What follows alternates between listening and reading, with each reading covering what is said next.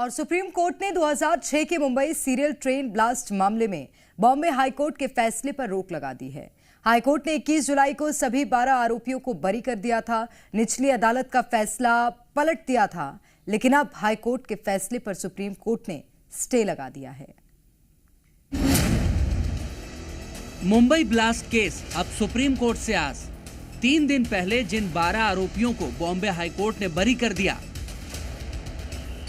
उस फैसले पर रोक लगाते हुए सुप्रीम कोर्ट ने आज मुंबई ट्रेन ब्लास्ट केस के पीड़ित परिवारों के मन में 19 साल बाद एक और उम्मीद जगाई है कि उन्हें इंसाफ मिलेगा।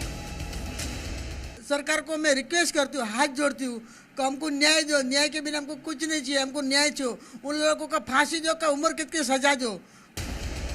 आज सुप्रीम कोर्ट में जस्टिस MM सुंदरेश और जस्टिस NK सिंह की बेंच ने इस मामले की सुनवाई की। सुप्रीम कोर्ट में महाराष्ट्र राज्य की ओर से सॉलिसिटर जनरल तुषार मेहता पेश हुए।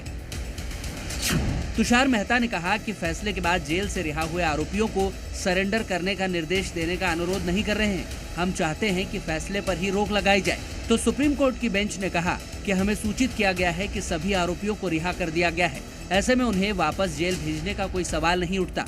SG की दलीलों को ध्यान में रखते हुए हम ये मानने के लिए इच्छुक हैं कि विवादित फैसले को मिसाल नहीं माना जाएगा। विवादित फैसले पर रोक लगाई जाती है, यानी बॉम्बे हाईकोर्ट के आदेश पर रोक से आरोपियों की जेल से रिहाई पर तो कोई असर नहीं पड़ेगा। कोर्ट ने इसी के साथ आरोपियों को नोटिस भी जारी किया है। 11 जुलाई 2006 कैलेंडर में दर्ज ये वो मनहूस तारीख है जब मायानगरी की दौड़ती भागती और रफ्तार भरी जिंदगी महज 11 मिनट में थम गई थी।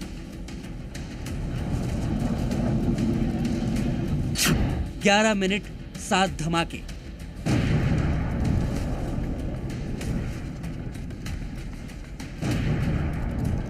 महज 11 मिनट के अंदर सिलसिलेवार तरीके से 7 धमाकों ने महाराष्ट्र की राजधानी मुंबई को कभी ना भूलने वाला जख्म दिया।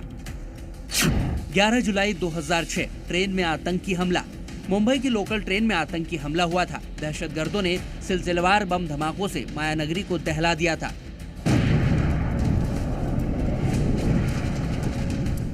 इस आतंकी हमले में 189 लोगों की जान गई थी और 827 लोग घायल हो गए थे। 19 साल बाद जब आतंकी हमले पर फैसला आया तो पीड़ितों के जख्म और भी गहरा गए। इंसाफ की उम्मीद और भी दूर हो गई, क्योंकि बॉम्बे हाईकोर्ट ने 7/11 आतंकी हमले के आरोपी 12 लोगों को बेगुनाह करार दे दिया, क्योंकि उनके खिलाफ कोई ठोस सबूत नहीं मिले। जबकि निचली अदालत ने इन सभी 12 लोगों को दोषी माना था। अदालत ने 5 दोषियों को मौत की सजा सुनाई थी और 7 दोषियों को आजीवन कारावास की सजा दी गई थी।